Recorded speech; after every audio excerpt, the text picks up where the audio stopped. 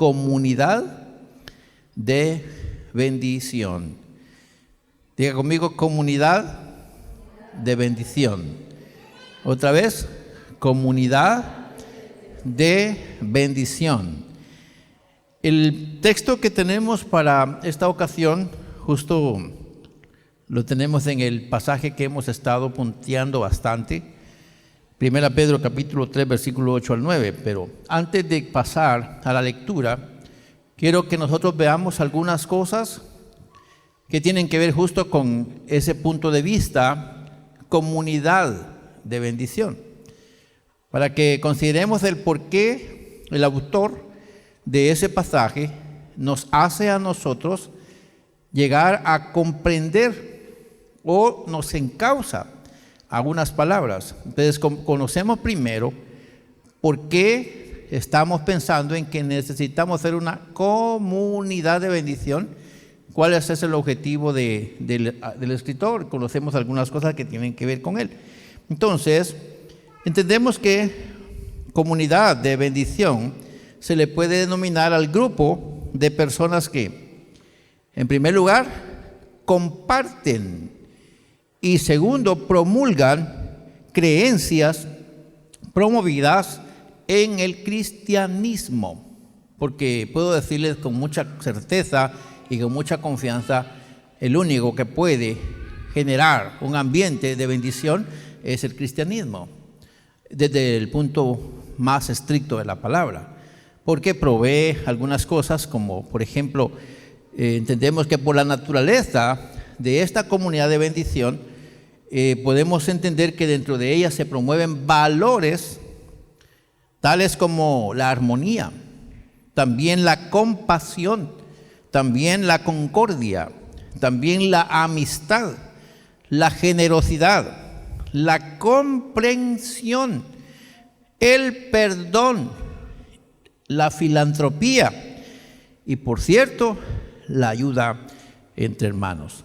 Se espera que esta comunidad sea así, por eso se le llama, es una comunidad de bendición, una comunidad en la que hay perdón, hay comprensión, hay amistad, hay un espíritu filantrópico, hay ganas de ayudarnos unos a los otros, hay esperanzas cuando nos vemos como hermanos.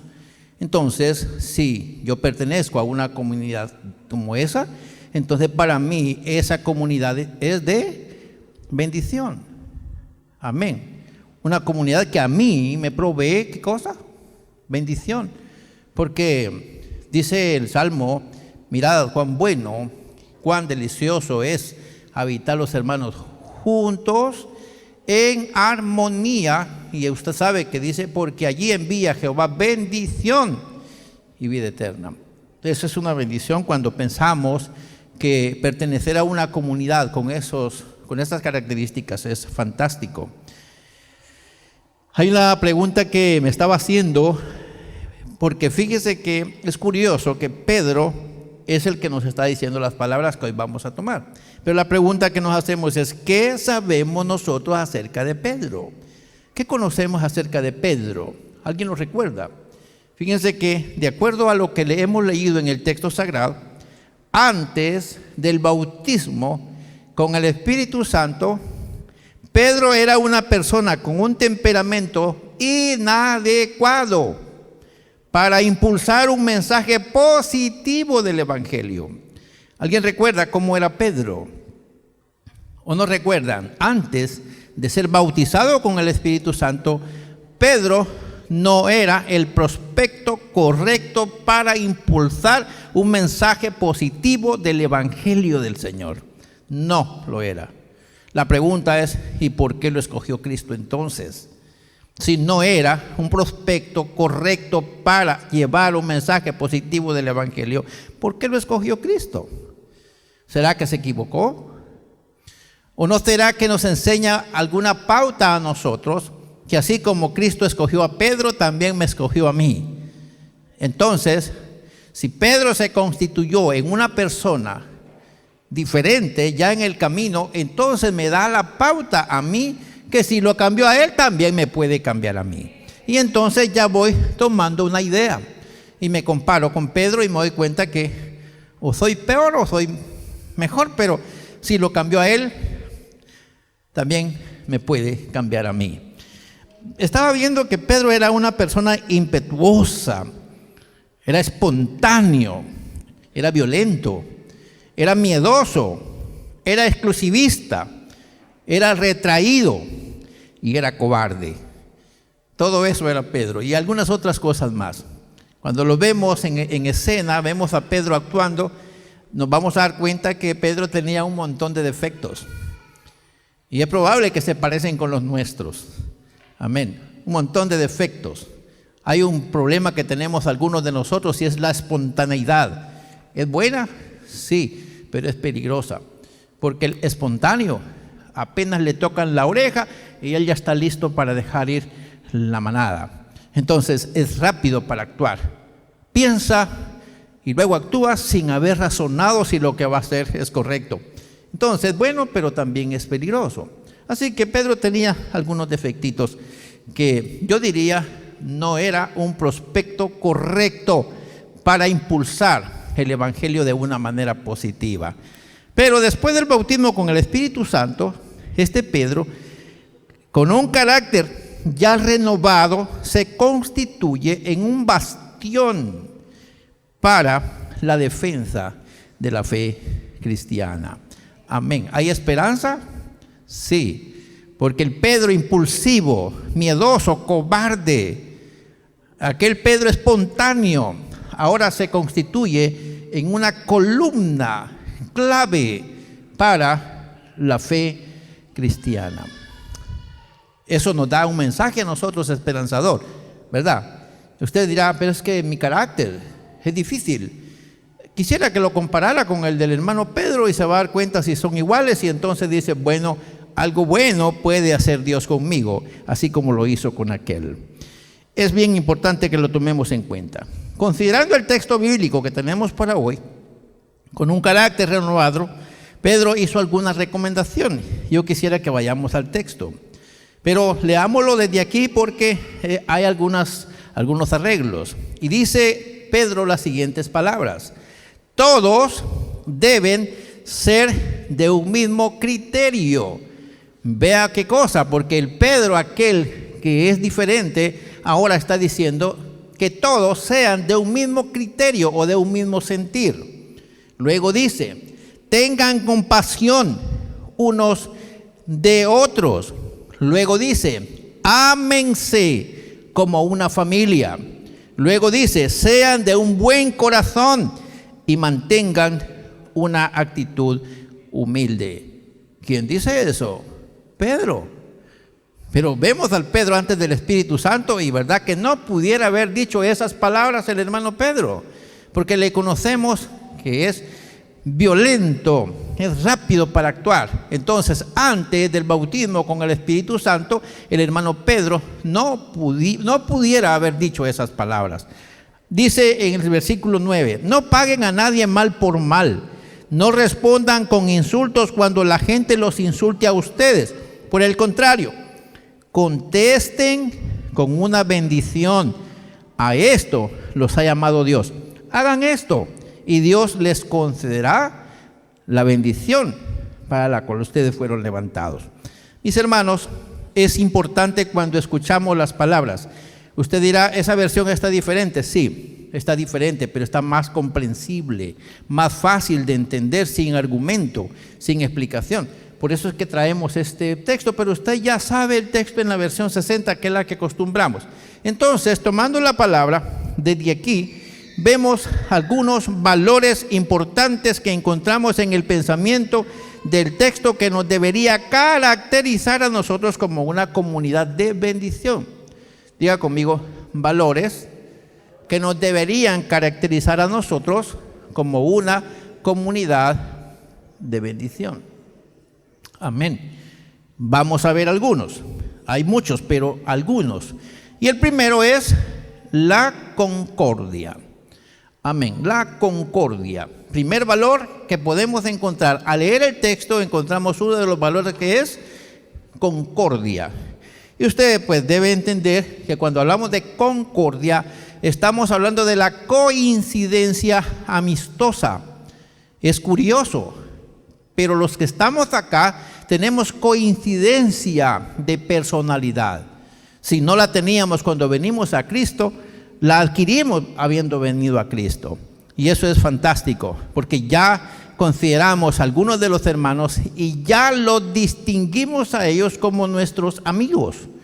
Entonces, lo primero que tiene que verse es que la comunidad, para que sea de bendición a los demás, tiene que practicar la concordia, o sea, tener un afecto amistoso entre todos los que asisten a esta comunidad. Es curioso, pero hay comunidades que no son amigos los que asisten a la comunidad. Necesitamos ser amigos. Una de las palabras que Jesús le dice a sus discípulos es que no les voy a llamar esclavos ni siervos, ustedes van a ser mis amigos, o sea, una relación mucho más cercana. Este asunto de la concordia también tiene que ver con la habilidad y la disposición para ver a los demás integrantes de la comunidad de fe como pertenecientes al mismo cuerpo. Por ejemplo, ¿cuál es el dedo más feo de la mano? Háganme por favor el ejercicio. ¿Cuál es el dedo más feo de la mano? ¿Quién dice cuál es? Véase la mano y me dice, ¿cuál es el dedo más feo de su mano?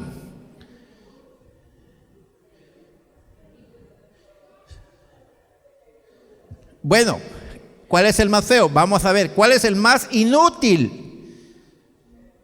¿Cuál dedo es el más inútil de la mano?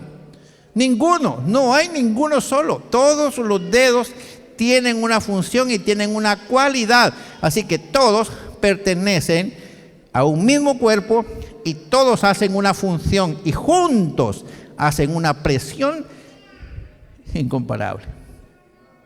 Usted se puede detener con sus manos y se puede sostener aunque esté en una pendiente, porque las manos tienen un pegamento que sostienen las cosas que ellas pueden abarcar. Así que los dedos no son iguales, no se parecen, pero ninguno se desprecia uno con el otro. Todos se aman a sí mismos. Cuando uno de todos se golpea, toda la mano siente el golpe. ¿O no es cierto? Vaya, pensemos, no digamos de la mano, pensemos del pie. Alguien se golpea el pie. ¿Qué tienen que ver las manos con el pie? ¿Qué hacen las manos con los pies? Las manos se encargan de contemplar a los pies para suavizar el dolor que provocó el golpe. ¿Me doy a entender? Entonces, cuando hablamos de concordia, estamos hablando de esa disposición que tenemos nosotros para reconocer a todos los que nos rodean, todos los que conforman este grupo, como parte importante de nuestro cuerpo. Con ninguno de todos vamos a estar en desacuerdo. ¿De acuerdo? ¿Saben qué hacemos algunos cuando notamos que algún miembro del cuerpo es deforme? Le ponemos alguna gracia para que ese miembro del cuerpo no se avergüence, no provoque ningún malestar al resto del cuerpo.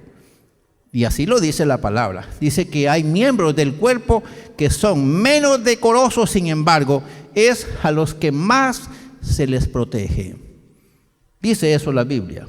¿Qué quiere decir? Que el cuerpo en sí se autoprotege unos miembros con los otros. A esto se le llama concordia. Amén. No eres tan feo como pensabas, porque eres mi hermano. Así que no te preocupes. Lo que a ti te falta para ser bonito, te lo comparto yo. Y somos iguales. Amén, mis hermanos. Estoy pensando en la mano. Es imposible que yo le pueda transferir a usted mi belleza o mi fealdad, pero sí podemos coincidir que en este grupo no hay ni un solo feo, ni hay un solo bonito. Todos somos iguales. Amén. Por la gracia del Señor, ¿verdad? Eso se llama entonces concordia. No vernos así a la hermana tan feo su carácter. No, hay que decir a la hermana, hay que tenerle paciencia, porque así es ella. entonces vamos a entenderle, vamos a comprenderle, vamos a ayudarle para que no se sienta como que es lo último del grupo. Lo otro es el altruismo. Otra característica que deberíamos tener es el altruismo. ¿Y qué es eso? Altruismo es la motivación para actuar de manera consciente, voluntaria y desinteresada al considerar las necesidades de los otros con el objetivo de tenderles la mano y ayudar a generar bienestar para ellos cuando ellos sufren alguna circunstancia contraria. Entonces, altruismo tiene que ver con la capacidad que yo tengo cuando sé, y yo quiero corregir esto porque esta semana estábamos hablando de algunas cualidades de Job. O sea, estábamos mencionando a Job y dijimos que Job siempre le tendía la mano a alguien pensando en él mismo. Él decía, y quién sabe si mañana yo necesite la mano de alguien, entonces yo puedo estar seguro que alguien me va a tender la mano. No es una buena actitud, porque la comunidad de fe no debe dar nada esperando recibir algo a cambio, sino debe de ver a los demás con la necesidad que ellos tienen, porque son parte de nuestro cuerpo. Por eso les hacía el ejemplo del pie que se golpea y las manos, los ojos, el cerebro, todos se conectan hacia donde está el problema. Y a eso dentro de la comunidad se le puede llamar altruismo o de un espíritu altruista, o sea, gente que quiere ayudar a alguien porque es parte de nuestra comunidad, es parte de nuestro cuerpo, no nos puede corresponder con lo que le estamos haciendo, pero necesitamos ayudarle porque es parte de nuestra sociedad.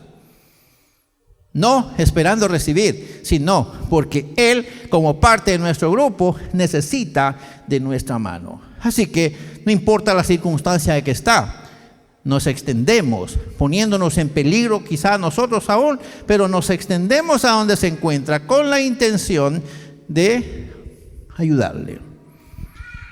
Espero que estemos tratando de recordar lo que hemos aprendido algunas veces. La siguiente característica tendría que ser la ternura. Amén, la ternura. Cuando pensamos en la ternura, ¿qué mejor que pensar en una madre? Y la pregunta es, ¿qué tanto ama un chiquitín, una madre, que apenas se está formando en el vientre y ya tiene cuidados prenatales? Amén. Está poniéndose en comunicación con algo que pueda hacerle bien aún al bebé y trata de comportarse de una manera que protege la vida de algo que todavía no se sabe qué va a ser. Y está comenzando a generar un ambiente de ternura. Y cuando el bebé nace, pues se le da una atención especial. La iglesia debería caracterizarse por esta cualidad, esta característica. Y en este caso sería el respeto, el reconocimiento, pero también es el cariño expresado en la manera de tratarnos. Esto no solo se necesita en la iglesia, fíjese, se necesita mucho más en el hogar, en la familia. Y si usted va a ofender con una palabra, más vale que se calle. Porque aunque tenga la frente como que fuera una lámina corrugada, no importa. Pero puede ser que la ternura del otro va a ir mitigando esa situación y las cosas pueden cambiar. Así que es un cariño expresado en la manera de tratar, en el detalle sutil, en el regalo inesperado, en la mirada cómplice. Cuando yo fallé, si no tengo una respuesta mínimo, debo callar y decir, no, es que vos sos delicado, es que vos sos aquí, vos sos allá. Simplemente voy a hacerme responsable del comportamiento y yo voy a decir, tiene razón de sentirse mal, soy responsable. Y el simple hecho de callar puede mitigar la furia y eso puede empezar a generar un ambiente de ternura. Hay un abrazo que se da también. Hay veces que necesitamos un abrazo no interesado, sino desinteresado. Abrazo interesado es el que muchas veces nos damos como pareja en el amor eros, porque quiero sentir el calor o el cuerpo de la otra persona. En este caso hay un amor interesado. Tiene que pensarse en un amor porque necesitas tú sentirte bien. Hermanos, recuerdo una ocasión, llega una persona a la iglesia. Por cierto, yo tuve mucho cuidado. Pero llega una persona a la iglesia y me dice estas palabras: yo necesito un abrazo de alguien, pero que no sea un abrazo malicioso. Por favor, démelo usted. Pero cuando me dijo démelo usted, ya me tenía abrazado. Y entonces dije, muy bien. Esperamos que Dios bendiga la vida de esa persona. Bendito sea Dios, la persona se mantuvo en la fe, ahí está, no asiste con frecuencia a la iglesia.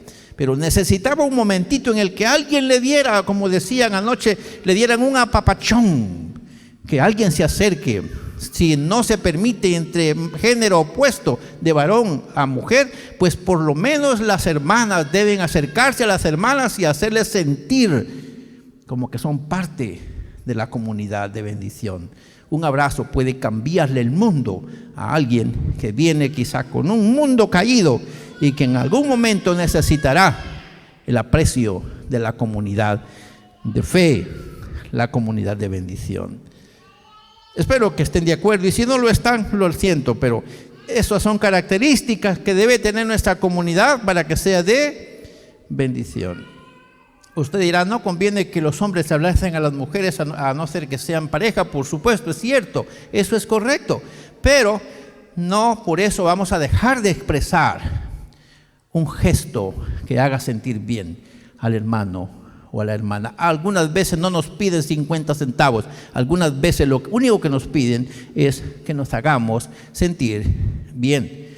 En este caso sería suavidad al ver y al tratar a los demás. No importa cómo me veas, yo quiero verte, por lo menos si no te veo bien, es porque mi cara sí lo es, pero quiero mostrar que mi trato es diferente. Y alguien dice, es que usted parece que está enojado. Muy bien, pero ya al empezar a tratar las cosas son diferentes. Y eso es lo que necesitamos a tener como congregación. Hermanos amados, las personas deberíamos sentirnos, como escuchábamos recientemente, con razón suficiente para nuestra existencia. Cuando a alguien le interesamos, entonces nos damos cuenta que tiene sentido vivir, porque hay alguien que se interesa por nosotros. Y tenemos que considerar esto. Y aquí viene el siguiente valor, que tendría que ver con una característica, y es la humanidad. Amén. Humanidad. Y aquí podemos pensar cómo la humanidad debe sentirse cubierta con las propias manos de ella misma. No es cierto que está pasando eso en el mundo. Alguien podría decir el valor de la vida y su significación, pero queremos decirles, mis hermanos, que debemos puntualizar que para la gente hoy la vida no vale mucho. La vida no vale mucho, porque se interesan poco en ellas, y es más, algunos se dignan en tomar una simple mano, un proyectil de arma de fuego, y le privan la existencia a alguien. Y se somete la vida de alguien a una pequeña cápsula que le priva la existencia. Eso es falta de humanidad. Humanidad entonces es la sensibilidad, afecto e interés que se tiene por los demás, considerando que son de nuestra misma especie. Amén. Considerando que son de nuestra misma especie. Una persona con humanidad es aquella que tiene la cualidad de ayudar al necesitado y de mostrar compasión por él, simplemente por el hecho de que él es igual que yo. Él tiene una necesidad como la que yo tengo, entonces necesitamos ayudarle. Por la naturaleza de la iglesia o del ser humano, nosotros como congregación deberíamos pensar que la humanidad se asocia con la bondad, se asocia con la empatía, reconoce al resto como igual y brinda apoyo cuando sea necesario, por el simple hecho de que eso que voy a hacer tiene que ver con alguien similar a mí. No le voy a preguntar si quiere agua, puede ser que la necesite. Por lo tanto, les regalaré un vaso con agua. No necesito el vaso con agua, pero aquí está. ¿Por qué? Porque alguien supone que en algún momento vamos a necesitar el vaso con agua, y entonces inmediatamente lo provee. Eso es parte de un ser humano. No sé si alguna vez usted ha escuchado que dice, esa persona es un gran ser humano. ¿Qué están diciendo de esa persona? Esa persona ve a los demás con una especialidad distinta como otros lo hacen. Mis hermanos, la iglesia necesita practicar este valor de la humanidad, ser humano. Antes de ser cristianos somos humanos, y los humanos comen, beben, se cansan, se alegran, se gozan, ríen, lloran. Esos son los humanos. Y cuando vemos el lado humano, ¿qué dice la Biblia? Dice que tenemos que llorar con quienes. Tenemos que reírnos de los que lloran. No, me equivoqué. ¿Cómo es que dice la Biblia? Que nos riamos de los que lloran. Me volví a equivocar. ¿Cómo dice la Biblia? ¿Cómo? Que nos gocemos con los que se gozan y que lloremos con los que lloran. Amén. No es que nos gocemos de los que lloran. Y sabe que muchas veces tenemos el problema que nos alegramos de la desgracia ajena. La pregunta es, ¿eso es ser humano y cristiano? Menos. Entonces tenemos que ponerle cuidado. Y aquí viene el último de las características o valores que vamos a hablar hoy, y es la humildad. Y la humildad no es lo que nosotros pensamos que es. A veces decimos, es que esa persona es humilde porque tiene un pantaloncito que ya se le ve la piel por encima, o que sus zapatitos ya están todos adoblezados, o porque tiene un cinchito que no se le atina, el pelo no se lo peina, no se lava la cara. Es que ese es humilde. No, eso no es humilde. Cuando hablamos de la humildad, hablamos de una virtud humana que se le atribuye a las personas que han desarrollado conciencia de sus propias limitaciones, de sus propias debilidades, pero también de sus fortalezas, de sus destrezas, y obran en consecuencia a ello. Escuchábamos recientemente en este lugar que alguien dice, hermanos, nosotros no podemos hacer lo que vamos a hacer, pero lo vamos a hacer porque queremos glorificar el nombre del Señor. Puede caerse también en un error de querer expresar algo como para llamar la atención, que tenemos que también tener mucho cuidado. Pero sí debemos admitir que tenemos debilidades, tenemos limitaciones, pero también tenemos destrezas y tenemos buenas habilidades. ¿O no es así? Por eso es que necesitamos ser humildes, para reconocer exactamente lo que somos. Ni más ni menos. Y la palabra dice que ninguno de nosotros debe tener mayor concepto que el que tiene para sí, sino que exactamente yo sé lo que soy y actuar en consecuencia de eso. Mis hermanos, tenemos que entender que la humildad entonces es un valor, es opuesto a la soberbia, en el que la persona que posee este valor de la humildad también reconoce su propia dignidad, también su igualdad con los demás, también su codependencia con otros o con la sociedad, y también su necesidad de interdependencia. No hay un solo ser humano que pueda decir que en algún momento no va a ocupar una ambulancia, y aunque esté bañado en dinero. Una ambulancia no es para los que tienen plata, es para la gente de escasos recursos. Pero no puede garantizar a alguien que porque esté bañado en dinero, que en algún momento no lo vaya a recoger una ambulancia en el camino. Entonces tenemos que ser humildes. La misma cantidad de tierra que necesita una persona con mucha plata para ser sepultado, esa misma necesita una de escasos recursos para ser sepultado. Ni más ni menos. A las 24 horas el rico y el pobre huelen igual, así que a los dos hay que los dejar al mismo lugar. ¿O no es cierto eso? Reconocerlo es humildad, para no sentirnos mejor ni peor, sentirnos exactamente con lo que somos. No nos bañamos 2 días y tenemos temor de abrazar a alguien, porque sabemos, ya tenemos la idea que nuestro cuerpo expide un olor no grato. Reconocerlo es humildad. Y decirle, por favor, no se me acerquen. No, me hice limpieza. Vine porque quería adorar al Señor y me quedé lejos con la intención de respetarle a usted. Usted dirá, ¿será que hay gente así? Sí lo hay, pero hay gente que no reconoce que su limpieza ofende a los demás. Todo eso es parte de una humildad. Entender exactamente el estado en el que nos encontramos. Y dirá usted, ¿tanto así? Sí, mis hermanos, nos necesitamos mutuamente. ¿O no es cierto? Reconocerlo, eso es humildad. La humildad está relacionada con la aceptación de nuestros defectos. Si usted me dice, es que usted es muy enojado, yo le digo, es cierto, lo soy, pero no me provoquen. Es que soy enojado porque ustedes hacen lo opuesto. Pero ¿qué tenemos que hacer? Pues solamente procuremos evitar estas cosas y entonces condescendemos, porque también es humildad aceptar que el defecto de aquel yo lo puedo ayudar tratando de hacer yo lo que a él le va a bendecir, evitar aquello que le molesta. Es parte de la humildad.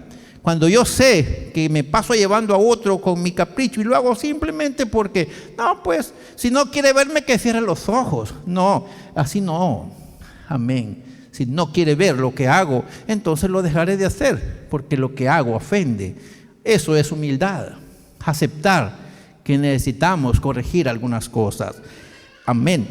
Tenemos que entender que nuestras limitaciones pueden ser la ventaja para otro, para que nos ayude mucho. Por ejemplo, desconozco cómo se dirige un carro, pero usted conoce cómo se dirige. Y entonces usted dice, bueno, voy a ayudarlo a que conduzca su carro. Y estamos coincidiendo. Hermanos amados, el que es humilde sabe que no hay ningún obstáculo que no se pueda superar. Todo es superable. Eso hace el humilde, reconocer que por difícil que sea, si lo pudo hacer fulano, lo podré hacer yo, siempre y cuando tenga la oportunidad exacta para hacerlo. No tratar de victimizarse y decir, no he tenido oportunidad alguna. Si la escuela está frente a mi casa, aunque yo tenga 60 años, es pecado que yo diga que no estudié porque mis padres no me dieron clases y la escuela está delante de mi casa. Tengo que ver que todo se puede superar. Y eso es parte de la humildad. La persona humilde reconoce a otros con franqueza, acepta las diferencias para el bien, se alegra por los logros de los demás y se entristece cuando otros están fracasando. Igualito, eso debe pasar en la comunidad de bendición. Cuando sabemos que alguien está dolido, no nos tenemos que alegrar. No, ya era tiempo que probara lo que se siente cuando uno está sin zapatos. No. Se vale que en la congregación, en la comunidad de bendición, haya un comportamiento como tal. Tenemos que celebrar los logros de los demás y también tenemos que entristecernos cuando alguien está hacia abajo. Es parte de la humildad. Espero que podamos ayudarnos esta vez. Hermanos en el Señor, sabemos que todos vamos a tener desaciertos en alguna ocasión. Quiero aplicar esto que dije en cuanto a la humildad.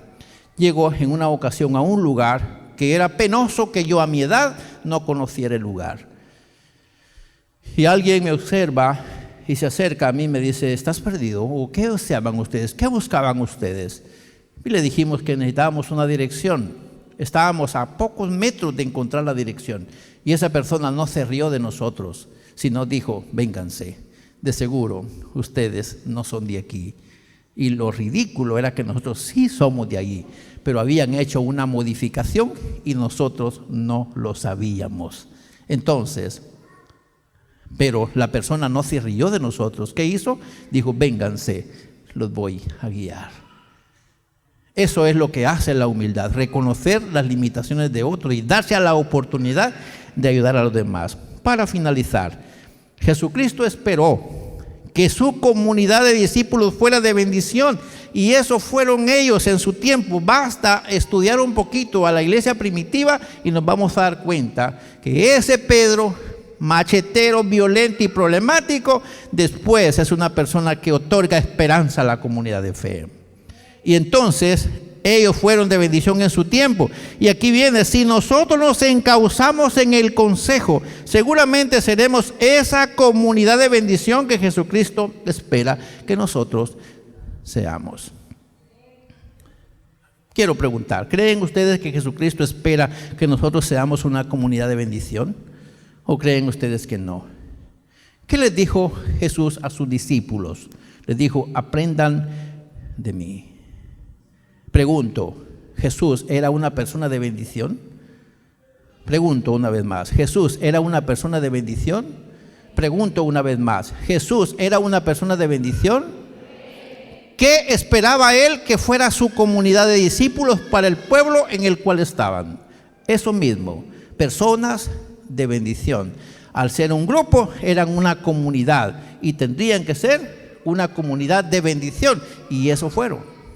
Eso hicieron. ¿Qué dice la historia de ellos? Dice que no había entre ellos ni un solo necesitado, porque todos proveían para todos. Eran una comunidad de bendición, la gente se sorprendía y el Señor traía a la iglesia a los que habían de ser salvos. Seguramente, mis hermanos, si nosotros seguimos el consejo de la palabra, vamos a hacer una comunidad de bendición, la que Jesucristo espera que nosotros seamos. Seguramente seremos una comunidad de bendición, porque no lo podemos negar. Nosotros hemos sido una comunidad de bendición. ¿Y cuántos quieren confesar que hemos sido una comunidad de bendición? ¿Cuántos pueden levantar su mano confesando que hemos sido una comunidad de bendición? Amén. ¿Necesitamos mejorar? Sí. Hay cositas que necesitamos mejorar. Entonces, ¿qué es lo que tenemos que hacer? Tomar en cuenta el consejo del hermano Pedro. Que todos seamos como hermanos, como una familia, que nos veamos y que nos ayudemos mutuamente. Pero eso va a depender de qué tan cerca del Espíritu Santo estemos. Porque Pedro lo pudo recomendar hasta que fue lleno del Espíritu Santo. Entonces aquí, para cerrar, nos llama a la reflexión. No podemos ser una comunidad de bendición si no dependemos del Espíritu Santo. Termino diciendo eso. No podemos ser una comunidad de bendición si no dependemos del Espíritu Santo. Porque Pedro fue de bendición antes y después, porque el Espíritu Santo lo metió a la colada. Entonces nosotros también lo vamos a lograr en la medida que dependemos del Espíritu Santo. Y la invitación sería entonces que nos encaucemos en el río de Dios. La Biblia dice que el que cree en Él, como lo dice la Escritura, de su interior correrán ríos de agua viva. El agua produce vida. Y si nosotros generamos vida, seremos ¿qué cosa? Una comunidad de bendición. Padre, te doy gracias por esta reflexión que nos permites hacer de este texto. Seguramente estamos en un día muy, muy especial, una ocasión muy especial. Ayúdanos a hacer una corporación que todos vean como una fuente, un manantial, una comunidad de bendición, una comunidad de esperanza, una comunidad de auxilio, una comunidad de mutuo acuerdo. Ayúdanos a practicar estos valores, estos principios que hoy podemos ver en el consejo que encontramos de las palabras del hermano Pedro. Gracias te damos porque estoy seguro, aquí podemos ser personas que andemos siempre en acuerdo, personas que siempre pensemos en ayudarnos mutuamente, personas que tengamos un sentido humano, personas que seamos humildes, personas que tengamos la capacidad de compartir unos con otros. Ayúdanos para que podamos entender de qué se trata el Evangelio. Ayúdanos para que el Espíritu Santo sea sobre nosotros, para que lo que hagamos te honre, gracias a la dirección del Espíritu Santo. Gracias por tu palabra, gracias por ayudarnos para esta reflexión, la cual hacemos bajo la gracia y bendición tuya. Por Cristo nuestro Señor. Amén. Amén.